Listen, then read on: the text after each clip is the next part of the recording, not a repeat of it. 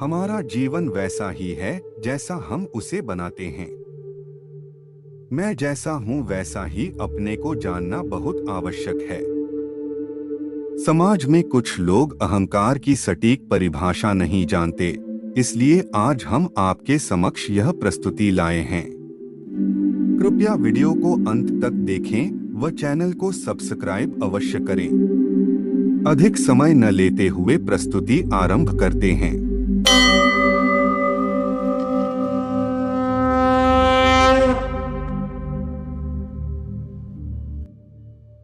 अहंकार शब्द की उत्पत्ति संस्कृत के अहम अर्थात में से हुई है। मैं में केंद्रित होने वाला व्यक्ति अहंकार रूपी रोग से ग्रस्त होता है।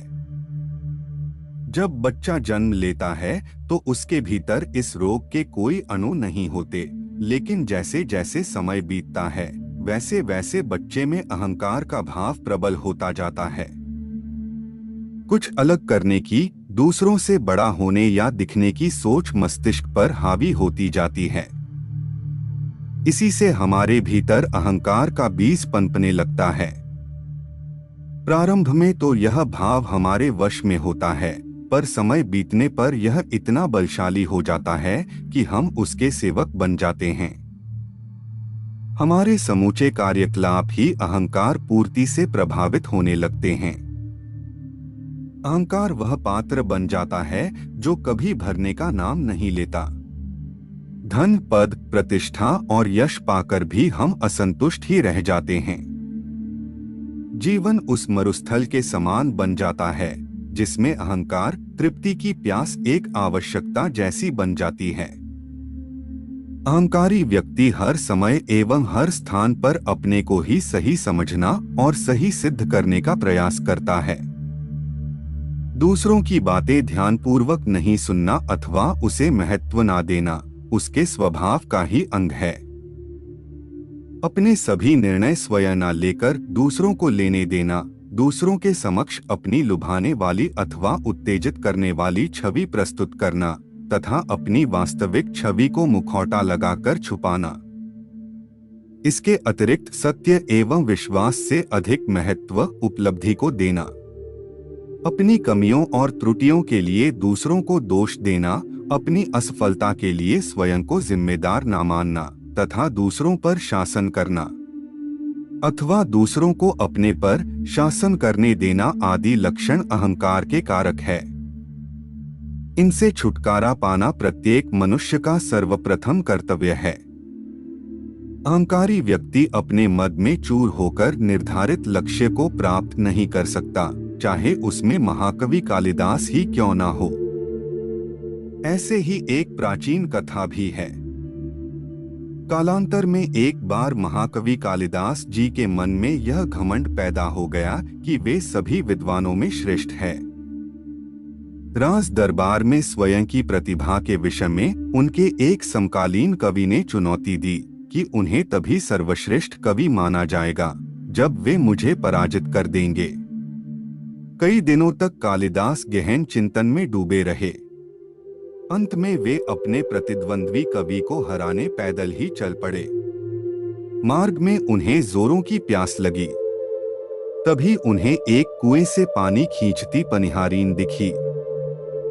कालिदास ने उनसे पानी पिलाने का आग्रह किया।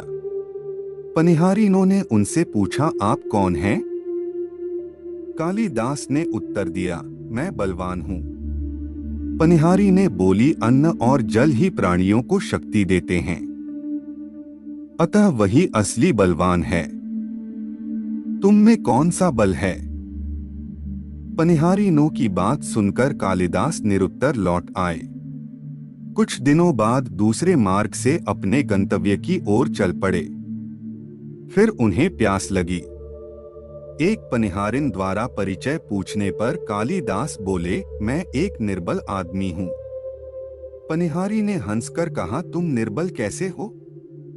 निर्बल तो गाय व स्त्री होती है। यहाँ से भी कालिदास मौन होकर पुनः लौट आए। तीसरी बार वे मार्ग भटक गए और जंगल में बनी एक झोपड़ी में जा पहुंचे। वहां एक वृद्धा मिली। उसके द्वारा परिचय पूछने पर कालिदास बोले, मैं एक यात्री हूँ। वृद्धा ने कहा, तुम यात्री कैसे हो? असली यात्री तो सूरज और चंदा है, जो कभी नहीं थकते। कालिदास फिर निरुत्तर हो गए और उनका सारा अहंकार समाप्त हो गया और वे अपने निवास पर लौट गए। वस्तुतः श्रेष्ठता का अस्तित्व वहां होता है जहां व्यक्ति स्वयं के बारे में कुछ ना कहे, बल्कि उसके उत्तम आचरण की प्रशंसा सारा समाज करे। इस कथा का मूल्य है कि कवि कालिदास महान विद्वान होते हुए भी अहंकार रूपी रोग से ग्रस्त हो गए। अगर अहंकार सीमित हो तो वह आपके चरित्र को और भी बलवान बनाता है, और अगर यह सीमा से बाहर हो जाए तो वही आपको ध्वस्त कर सकता है। आज के लिए केवल इतना ही। हम आशा करते हैं कि हमारी आज की प्रस्तुति आपको पसंद आई होगी। अपने विचार हम सभी के समक्ष अभिव्यक्त करने के लिए कमेंट करें, वीडियो को शेयर करें, वह चैनल को सब्सक्राइब करें। जल्द ही मुलाकात होगी ऐसी ही एक और ज्ञानवर्धक वीडियो के साथ। तब तक के लिए जय श्री कृष्णा।